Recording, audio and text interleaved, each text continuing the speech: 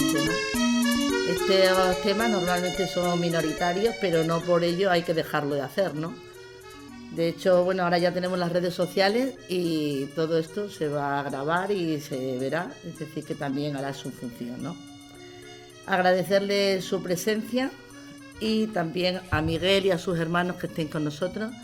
Seguro que después de escuchar la ponencia, pues no les va a quedar su mensaje, no les va a ser indiferente. ¿Por qué hemos pensado de hacer aquí esta actividad? Miren, nosotros empezamos en el mes de junio, justo ahora va a ser un año que empezamos con las charlas informativas, que nuestro objetivo entonces, como el de ahora también, pues es dar una información distinta a la que puedan dar los medios de comunicación que son prominas. Y sobre todo para que nosotros no tenemos que convencer a nadie, sino que contrasten información, la que le dan los medios de comunicación o la que puedan oírse, por ejemplo, cuando Jacinto, alcalde de Cañaveral, habla de los beneficios de la mina, y la que nosotros le podemos dar, que los sacamos de los datos del proyecto donde se explica cómo se va a hacer. Entonces, ustedes luego ya son los que tienen que decidir si están a favor o están en contra. Hemos tenido problemas todo este tiempo con la pandemia y dimos las charlas informativas. Empezamos en Casas de Millán, Pedroso de Acín, Torrejoncillo, Río Lobos, Olguera, Portezuelo, y terminamos en Serradilla. Queríamos haber venido aquí porque creíamos que era importante estar aquí por ser un pueblo de los más cercanos a la mina, donde más industria agroalimentaria hay. Debido a los temas de la pandemia, pues terminamos en Serradilla. Ahora iniciamos el 16 de abril, iniciamos la campaña de crowdfunding, que esto lo hacemos para sacar dinero a través de la plataforma Goteo, para cuando haya que defender la causa en los tribunales, pues tengamos una buena abogada, que en este caso es abogada, y luego que, bueno, pues los estudios técnicos que tengamos que hacer, pues encargárselo a expertos para que lo hagan, ¿no? Entonces hay que sacar dinero para ello. Y para esto la plataforma pues nos obliga a hacer ciertas actividades durante 40 días, y es lo que estamos haciendo. Entonces ya pues retomamos esto que queríamos hacer en Aceuche. Hemos dicho, pues ahora es la ocasión de venir a Aceuche.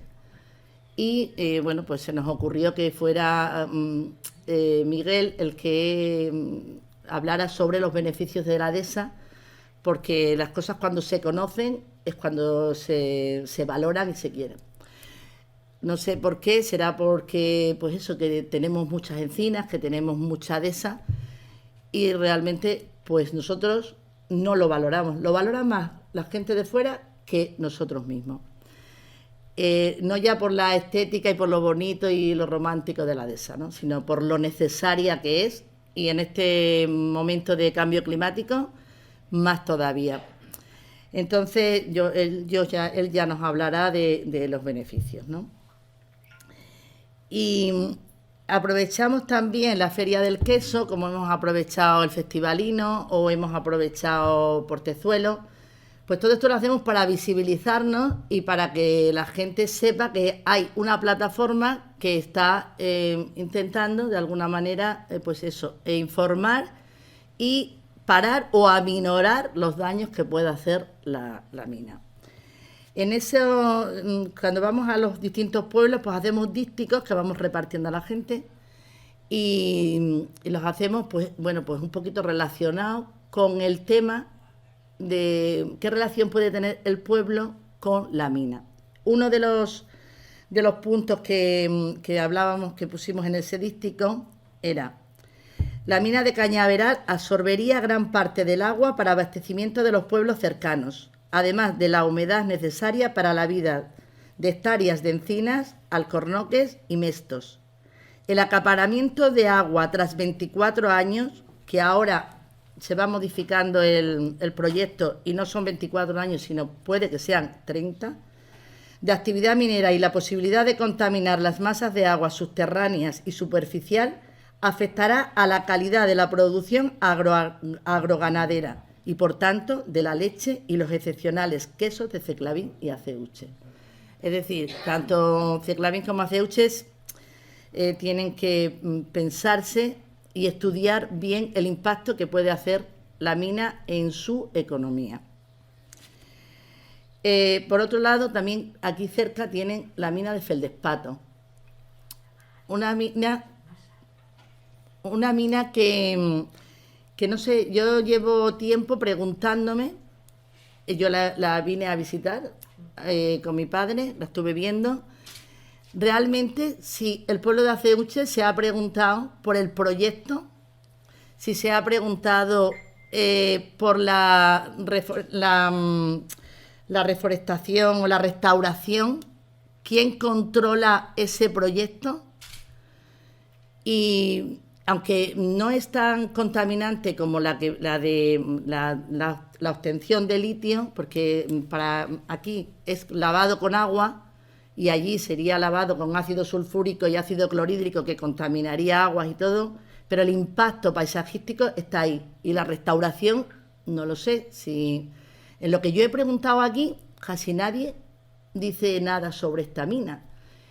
Y lo que buscas en internet, tampoco hay nada sobre ella. Sí, que se abrió en el 2015, que me parece que arreglaron el camino y tal, pero lo que es el proyecto y la historia de la mina no se habla mucho. Yo no sé si la gente de aquí de Aceuche realmente está ahí y sabe las consecuencias reales de esa mina.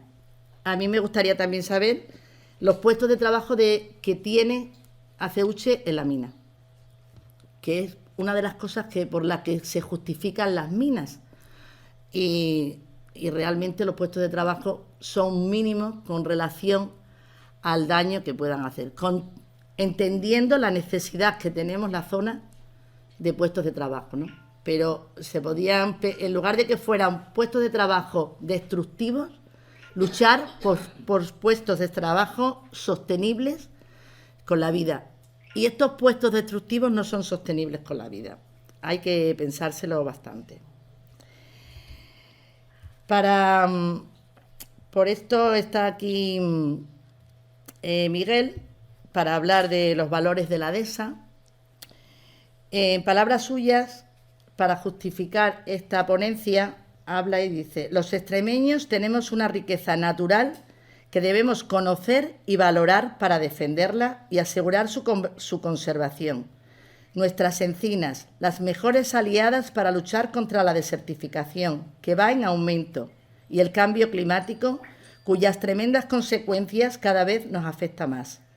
Y yo, personalmente, añado que la verdadera mina que tiene Extremadura son sus dehesas, y que esta plataforma va a trabajar para defenderla, y que gritamos alto y claro: no a las minas, no a la mina de Cañaveral en la dehesa de Las Navas, y sí a la vida. Paso.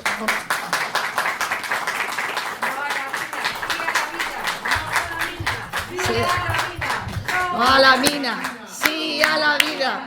No a la mina, sí a la vida. No vale. a la mina. Sí a la vida. Vale. Creo que queda patente la gente que estamos aquí hoy, ¿no? Gracias, Miguel. También hemos visto cómo en tu radio, en Coslada, pues nos has hablado de nuestra plataforma, en el último programa de radio que hiciste, y te lo agradecemos, ¿vale? Voy a hacer una breve reseña de él. Escritor, divulgador, conferenciante doctor ingeniero y naturalista comprometido con la defensa del medio ambiente y la conservación de los sabores tradicionales de la cultura rural.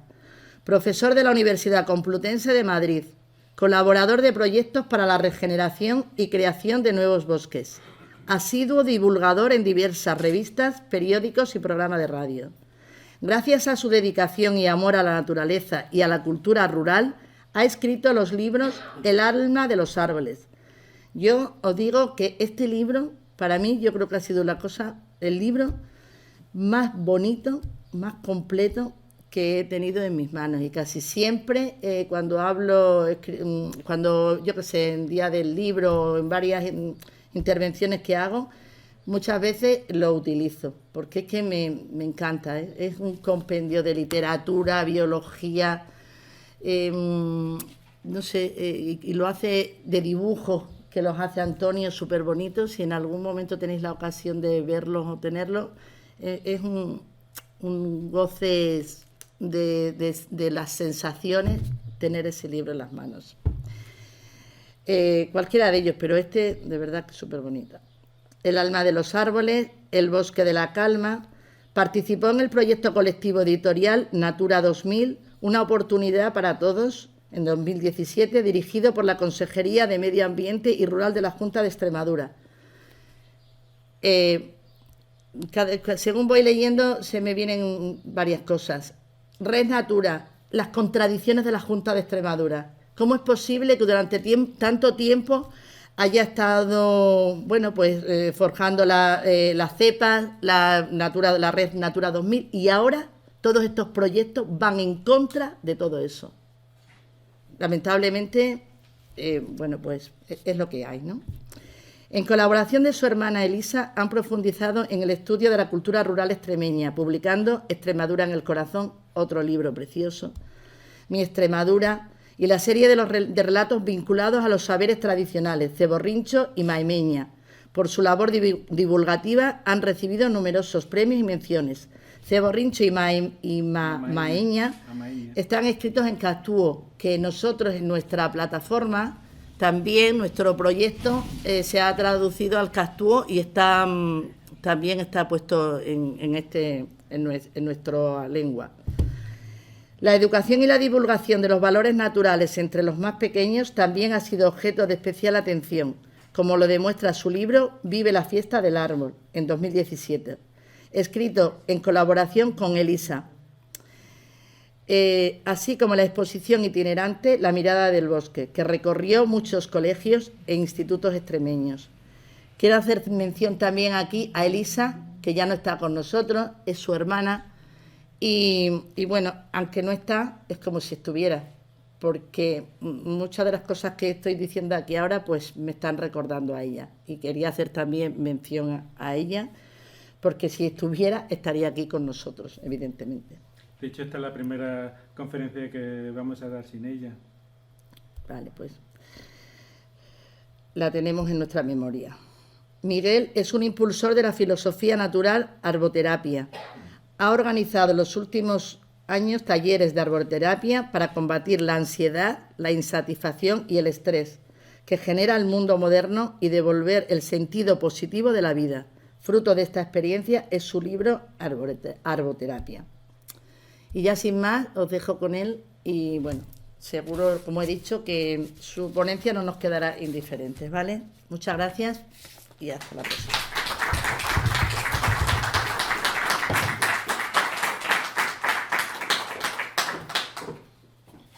Muchas gracias. Aquí en el cartel, lo primero que vemos es una dehesa y aquí una zona que está desértica y pone: tú eliges.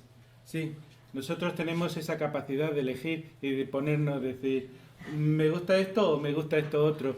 Pero hay otros seres en este mundo que son los árboles, que tenemos que tener siempre en cuenta que gracias a los árboles estamos nosotros aquí, y cuando desaparezcan los árboles no estaremos. Pero los árboles ni tienen voto ni tienen voz. Entonces, en esta tarde lo que voy a intentar es dar voz a los árboles para que expongan su razón de ser y por qué es importante mantener nuestros paisajes, nuestros árboles, ante cualquier proyecto, que siempre cuando hace un proyecto de esto, pues se habla de, como comentaba, de los puestos de trabajo. Sí, los puestos de trabajo son muy necesarios, pero vamos a ver, ¿qué puestos de trabajo van a ser? Porque se necesitan los mejores, son muy específicos, y que en pocas veces puede ser la población local quien se aproveche de esos puestos de trabajo. Mientras se está haciendo, sí, pero al cabo de unos meses, y sin embargo, los efectos permanecen ahí. Entonces esto también hay que tener en cuenta. Cuando hablamos de nuestro planeta, si lo vemos como se ve desde el espacio, las grandes obras que hacen los humanos no se ven, ni la muralla china, ni nada, no se ve nada. Se ve una bola azul. Y esa bola azul es justamente la obra de los árboles. Es el azul del oxígeno que los árboles y las algas de los océanos aportan a la atmósfera, y gracias a ello vivimos nosotros y todos los animales.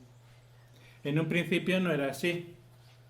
Cuando se formó la Tierra, el cielo no era azul, era así de un tono marrón o naranjado. ¿Y qué pasó? Pues cuando empezó a surgir la vida, empezó a salir ese oxígeno, fue cambiando. Entonces había un efecto invernadero brutal, la temperatura era altísima, ahí no había, esto era un infierno, pero las plantas, con su labor callada, poco a poco hicieron que ese infierno se convirtiera en un paraíso. Así que el mundo que tenemos es gracias a la obra de las plantas. Nosotros en nuestro país, en España, tenemos el territorio de mayor biodiversidad de Europa, y eso es algo muy positivo para nosotros, un motivo de orgullo, pero también es de responsabilidad de mantenerlo. Además, esto se formó justamente por la propia forma que tienen las montañas. Cuando llegaron los tiempos fríos, las glaciaciones, pues estas montañas sirvieron de barrera, entonces se quedaron pequeñas islas con distintos ecosistemas. Cuando se fueron, pues volvieron otra vez y se quedaron esos como zonas relistas, cada uno con unas características distintas, porque todas las montañas están puestas de este a oeste, entonces son fronteras. En América, por ejemplo, que las cordilleras van de norte a sur, pues allí viene la glaciación, pues de Canadá a Estados Unidos pasa a México, se va, pues de México sube para arriba sin problema, pero aquí no, aquí existían murallas, y entonces la diversidad que había aquí no pudo pasar al resto de Europa. Entonces tenemos nosotros ese, con toda esta geografía que tenemos tan diversa, pues la hace que también los medio ambientes sean muy diversos. La cantidad de animales, de plantas que existe es muy grande. Por ejemplo, yo siempre hablo de un sitio muy pequeño que hay aquí en Jaén, un parque natural que muchos ni siquiera lo conocen, que es Sierra Mágina. Pues la cantidad de endemismos propios de allí que habitan en ese territorio es equiparable a todo lo que hay en las Islas Británicas, por número de especies distintas. Entonces tenemos una riqueza muy grande, y nosotros tenemos la responsabilidad de que esa riqueza se siga manteniendo para nuestros hijos y para los descendientes, porque nosotros no somos dueños del terreno, solamente somos pasajeros, estamos ahora aquí y después ya no estamos, pero el territorio se mantiene. Entonces tenemos, nuestra obligación es conservarlo, que no se acuerden de nosotros como aquellos que destruyeron. Extremadura en particular tiene una riqueza asombrosa. En el Parque Natural de Monfragüe está el 90% de las especies protegidas de España viven ahí. En especial, toda Extremadura en cuestión de aves es riquísima. Hay muchas zonas que son cepas, zonas de anidación que son espectaculares. Recuerdo una vez en la radio que entrevistaron a unos holandeses que estaban allí en Monfragüe. ¿Por qué habían hecho tantos kilómetros para llegar ahí desde Holanda? Y dijeron simplemente, porque quiero que mis hijos vean volar en libertad las grandes aves. Es una riqueza enorme. Tenemos que ser conscientes de que nosotros somos es nuestra responsabilidad que todo eso se conserve. Y en el caso de la cigüeña, bueno, toda la ruta de la Vía de la Plata, pues es un recorrido, un paraíso para las cigüeñas. Y desde su punto de vista, porque es una ave migratoria, vienen de África. Este es el mapa de África.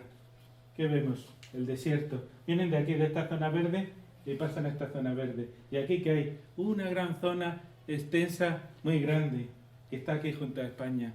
Entonces, hemos dicho que era el país de mayor biodiversidad de Europa, pero también es el más amenazado. Estamos aquí a la puerta del desierto.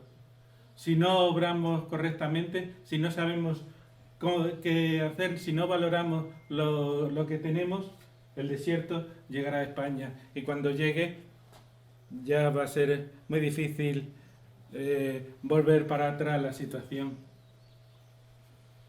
Esto recuerda una profecía que decían los indios, creo, del Canadá. Cuando hayáis talado el último árbol, envenenado el último río, capturado el último pez, que comprobaréis que el dinero no se puede comer. La verdad, muchas veces cuando se hablan de pueblos primitivos siempre se intenta mirar por encima del hombro. Pues esta gente que estaban en contacto con la naturaleza tenían una sabiduría de que es lo realmente importante. Nosotros en Extremadura tenemos una encina en el escudo y esa encina pues es nuestra forma de ser. Como decía Luis Chamizo en una de sus poesías, tiene que ser campusino, tiene que ser uno de los nuestros. Por algo nació bajo una encina, bajo el caminito nuevo. Eso es. La encina no es solamente un símbolo, sino nuestra forma de ser. Las dehesas es el mejor ejemplo que existe entre el espacio natural y la convivencia humana. Y así se viene haciendo desde hace siglos. Y tenemos que mantener esa tradición, esos valores de nuestra dehesa, porque es nuestra forma de ser, nuestra riqueza. Así Antonio Machado, también hablando de la encina, decía, el campo mismo se hizo árbol en ti, parda encina. Sí, es la personificación del campo extremeño. El Servicio de Correo de España, cuando creó una serie de árboles monumentales, el primero que eligió fue la terrona, una gran encina. Bueno, para la encina, tiene que tener aquí un poco de muletas porque tiene una edad muy grande, habrá visto muchas cosas y bueno, pues es todo un símbolo del mantenimiento de la dehesa. Un árbol frondoso, grandísimo, que ocupa todo el espacio, porque en realidad la encina es el eje de toda la vida. Todos los animales, grandes y pequeños, viven alrededor de la encina, como lo encuentran como fuente de alimento, como cobijo. ¿Qué pasa si no hay tanta variedad de animales alrededor? Que llegan las plagas. Muchas veces en algunos lugares se hablan de los árboles, los llaman como pajareros, porque ahí tienen nido los árboles, en los árboles tienen el nido los pájaros y los pájaros comen grano. Pero es que realmente todo viene es el equilibrio del ecosistema. Contaba en sus memorias una persona que había vivido en la época de la revolución, de la mal llamada revolución cultural de China, que allí cuando eran niños, pues le decían los profesores, China es un país muy grande, tiene muchos habitantes y siempre ha tenido mucha hambre, necesitamos mucho grano y los pájaros ¿qué hacen? Se comen el grano. Entonces sacaban a los niños a los campos y hacían ruido y hacían cosas para espantar los pájaros y bueno, hacían ahí una degollina con los pájaros tremenda. ¿Y qué pasó? ¿Se acabó el hambre? No, que va. Al año siguiente tuvieron que importar pájaros de Rusia y de Corea porque vinieron unas plagas tremendas. Es que la verdad cuando el hombre juega a ser Dios, siempre le sale fatal. Recuerdo una vez que organizamos una excursión por la dehesa, por la mañana temprano. Bueno, por la mañana temprano ir por el campo, pues la verdad es una gozada. Entonces, hablamos del himno de Atón. Que Atón era el dios Sol, que lo puso el faraón Amenofis con una revolución religiosa, lo puso en el centro del panteón, y bueno, pues el sol que ilumina la fuente de energía, le hizo un himno muy bonito. Y dice, pero vamos a ver, ahí ¿cómo es Egipto? Egipto y Extremadura, los dos comparten un sol muy, muy fuerte, muy grande. En Extremadura, lógicamente, no pasa el Nilo, pero tenemos ríos también importantes como el Tajo y el Guadiana. Sin embargo, el Nilo pues es solamente una franja fértil la que está alrededor del río, y en Extremadura no. Extremadura tiene muchos recursos hídricos. De hecho, por ejemplo, esta presa es la presa de Proserpina de la época romana. Ya desde entonces se viene utilizando. Un tercio de toda agua embalsada en España está en Extremadura, aquí. Entonces tenemos nosotros también una riqueza de agua muy grande. Pero ¿qué pasa? No llueve de forma regular. Entonces, en Egipto, este es el mapa de Egipto, que es fértil. Solamente una franja estrechísima por donde pasa el río. Todo lo demás es desierto. Y en Extremadura, pues se ve que es una zona muy verde. Vemos el mapa aéreo de España, y mucha gente que es de fuera de Extremadura piensa que Extremadura es una zona muy árida. No, no es una zona muy árida, es una zona muy rica en vegetación. Aquí se ve cómo está. ¿Y quién es el responsable de esa riqueza? Nuestras encinas. Porque llueve de forma irregular. Nosotros y todos los animales necesitamos todos los días beber. ¿Y de dónde obtenemos el agua si no llueve? Es el agua verde, el agua de las encinas. Tienen unas raíces profundas y es capaz de sacarlo y ponerlo en la superficie, humidificar todo y entonces crear todo un entorno habitable. En el principio de la cultura occidental, Hipócrates, que fue el padre de la medicina moderna, dijo que, bueno, en aquella época se pensaba que todo el mundo estaba compuesto de 4 elementos: aire, agua, tierra y fuego. Y mezclando eso, pues se obtenía toda la realidad. Bueno, hoy sabemos que no es así, es mucho más complejo. Pero de todas maneras no estaba tan desviado este filósofo griego. Pensemos en un astrónomo que encuentra un planeta en el que haya tierra, que sea una masa rocosa, allí que haya agua, alrededor del planeta haya una atmósfera, haya aire, y que gire alrededor de una estrella que le proporcione calor, no demasiado, pero tampoco demasiado poco, una distancia para que el agua esté líquida. Pues lógicamente todos pensarían que sería un candidato a que en ese planeta existiera vida. Hipócrates iba un poco más lejos con la teoría de los 4 elementos. Cada uno de los elementos lo identificó con un humor, un fluido corpóreo. Así, cuando estaban todos regulados, pues se decía que estaba de buen humor, todavía se conserva esa expresión. Y cuando había un desajuste, pues estaba de mal humor. Los humores estaban cada uno por su lado y había exceso de uno y falta de otro. Bueno, pues viendo esos elementos que son tan importantes para la vida, vamos a verlo desde el punto de vista de los árboles. Empezamos con el aire. El aire, pues el oxígeno son los que lo producen. Lo limpian, no solamente producen aire, sino que limpian. Y es el mecanismo que tenemos, el único mecanismo, diría yo, para luchar contra el cambio climático, contra los gases de efecto invernadero, producir oxígeno, que se come toda la mierda que se genera la sociedad y la industria, que podamos respirar, que eso también debía de ser un derecho de todas las personas, un derecho a respirar aire puro y a beber agua limpia. Eso debía ser uno de los derechos reconocidos como derecho fundamental del ser humano. En el caso del agua, pues Donde hay árboles hay agua, eso es evidente.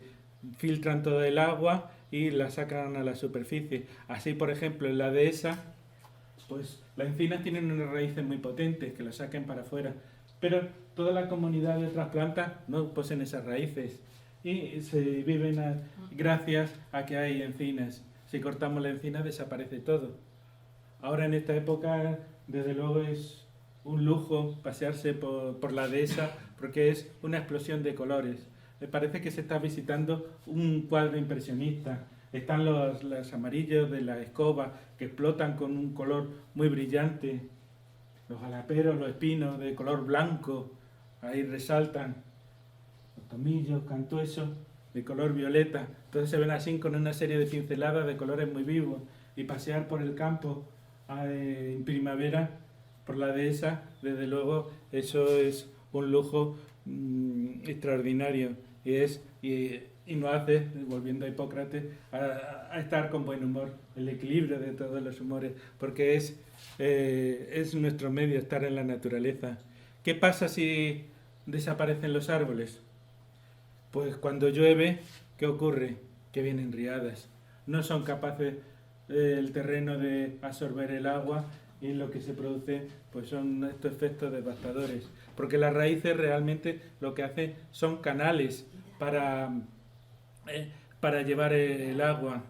Y además hay más. Porque se ha descubierto hace poco que los árboles son capaces de emitir al aire unos corpúsculos especiales, unos corpúsculos que lo que hace es condensar las nubes de forma que es más fácil que llueva. Entonces, ¿llueve porque hay árboles o hay árboles porque llueve? Pues las dos cosas. Si cortamos los árboles, rompemos ese ciclo y ya no llueve, o cuando llueve ya produce un desastre enorme, porque si no hay árboles, el agua que cae es erosión, es muerte, mientras que si hay árboles, lo que sirve es para regenerar toda la vida. Si hay árboles, la lluvia es vida.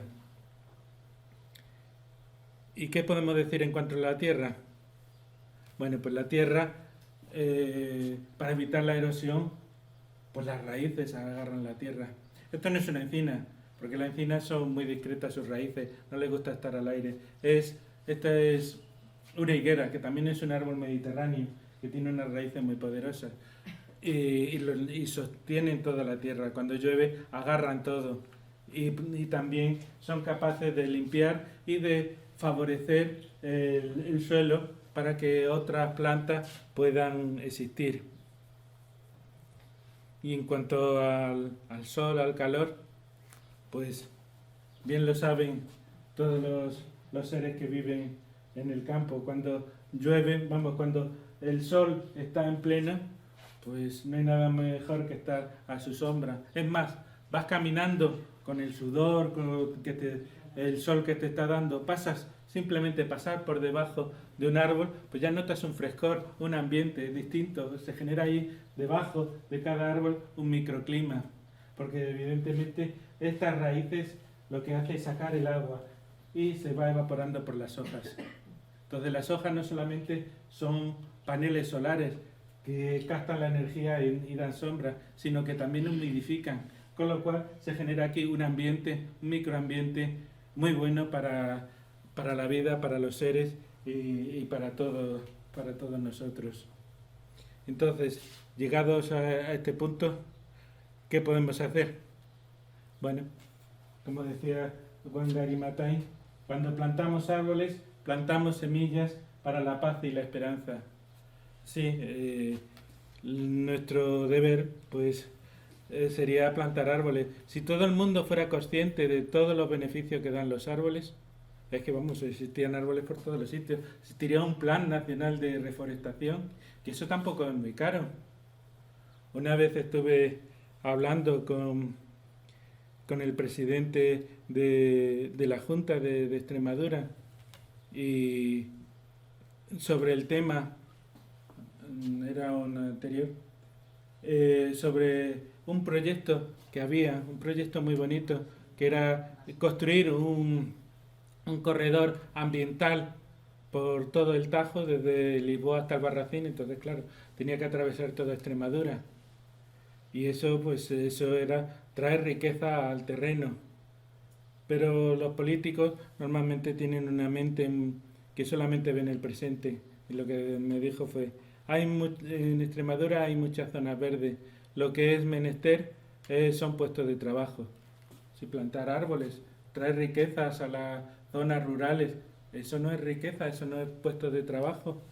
En zonas deprimidas, crear un corredor. Pero todas estas cosas son a grandes periodos de tiempo que es mayor que una legislatura, con lo cual ahí tenemos un problema. No solo, como empecé con la charla, hablando de que los árboles no tienen voto, sino es que también necesitan mucho más tiempo. El ciclo de los árboles viven en otro espacio de tiempo mucho mayor que el nuestro. Por eso, a sus ojos, nosotros solamente somos pasajeros. No creemos que somos dueños del paisaje, no. Los dueños son ellos, que son los creadores del paisaje. Llevan ahí plantados cientos de años y nosotros venimos y pensamos que todo esto es nuestro. Ahí en el camino que hay de Ceclavina a Torrejoncillo se ve una parte que se ve todo el monte pues lleno de árboles de encina, excepto un cuadrado, que se lo llaman el cuadrado de los castellanos. Y eso es algo que ocurrió hace muchísimo tiempo ya, que llegaron a esta parte de Extremadura pues unos ingenieros agrícolas con un flamante plan gubernamental. Decía, estos extremeños no saben plantar, no saben hacer nada. Vamos a enseñarles cómo se pueden hacer las cosas que sean productivas. Entonces ahí en esa zona cortaron las encinas, empezaron a plantar, pero es que esa era una zona de encinares, eso no era una zona para hacer cultivos, estaba en pendiente y estaba... entonces, ¿qué pasó? Pues al cabo de poco tiempo los ingenieros se retiraron, dejaron ahí el cuadrado sin árboles y todavía hoy se puede ver ahí. Ese es el cuadrado de los castellanos. Entonces, cuando se piensa desde los despachos, siempre lo normal es cometer un error, porque hay que sentir la tierra, hay que ver qué es lo importante. No basta desde un despacho puesto a cientos de kilómetros decir, vamos a hacer un plan para hacer esto, mira qué buenos somos, qué estupendos somos. Sí, pero ¿qué estamos haciendo? ¿Qué estamos...? Y eso pasa a todos los niveles, incluso en las ciudades, en los parques, los llaman zona verde. Pues el término zona verde ya es degenerativo, como si fuera el barrio monumental lo llamamos zona marrón. No, son árboles y a lo mejor algunos de ellos son centenarios, que llevan ahí más tiempo que el propio alcalde. Entonces, ¿cómo el alcalde puede decir, yo corto, yo pongo, si son más ciudadanos que ellos? Es lamentable que los árboles no tengan voz ni voto. Entonces, bueno, pues desde aquí estoy intentando darle voz y hacer ver cómo verían los árboles a nosotros, nuestro comportamiento. Nosotros tenemos en todo este territorio, tenemos una riqueza natural que son las encinas. Entonces nuestra labor es mantener lo que es nuestra fuente de riqueza y plantar más, protegiéndolo para que pueda ser compatible con el uso ganadero, y cuando se acometan acciones como por ejemplo poda, pues también hay que tener mucho cuidado, porque cualquier poda hacia el árbol es una agresión. Entonces hay que tener en cuenta que los árboles no cicatrizan. Si cortas una rama, pues tiene que salir de la corteza, cerrarlo, y cuando ya tiene un grosor de unos 10 centímetros, pues es muy difícil que eso cierre, y ahí pues puede venir muchos ataques de insectos. Entonces, bueno, pues hay que conservar nuestros encinares, saberlo valorar y disfrutar de ello. Me comentaba el otro día de la emisión de radio que hacía, pues en el último de ellos pues estuve hablando de las fiestas de las mayas, que son que bueno, en muchos pueblos se sigue manteniendo la costumbre. Y quien me escribía después de haberlo oído recordaba de cuando eran niños y ver esa fiesta, ir al campo, las encinas, las romerías, y todo eso trae unos recuerdos muy buenos. Si destruimos nuestro patrimonio natural, pues ya obligamos que las siguientes generaciones no puedan tener esos recuerdos. Ya lo desarraigamos. Igual que arrancamos los árboles, que es quitarle las raíces también a los más jóvenes, bueno, y a toda la población, porque todos vivimos alrededor de nuestros pueblos, de nuestro entorno, y nos gusta. No queremos, como decía Alberti, al escribir su memoria, que hablaba de la arboleda perdida. No, nosotros no tenemos por qué perder nuestra arboleda. Tenemos que ganarla y saberla valorar para que siga existiendo. Entonces aquí tenemos. No solamente está el problema de la desertificación, sino también el consumo de recursos. Como hablaba del consumo de agua, pues si le quitamos el agua, de hecho los acuíferos ya están bastante tocados. Si recordáis de cuando erais niños cómo eran los arroyos, pues ahora hemos perdido muchos, no sigamos perdiendo más. Tenemos que elegir entre un mundo verde y después, ¿qué nos quedaría? La contaminación, que de eso tampoco hablan cuando se habla de estos proyectos, no se habla tampoco qué contaminación producen.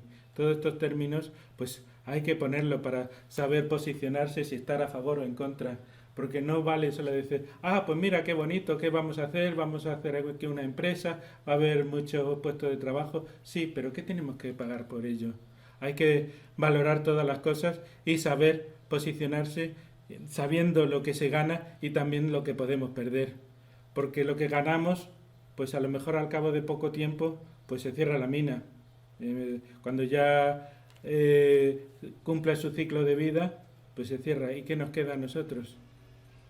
Pues nos queda el desierto, ya ni cigüeñas, ni árboles, ni nada. Pues está en nuestras manos. Tenemos que dar voz a los árboles y a nuestro territorio, ya que ellos no tienen voz, tienen que expresarse a través de nosotros. Pues hagámoslo. Muchas gracias.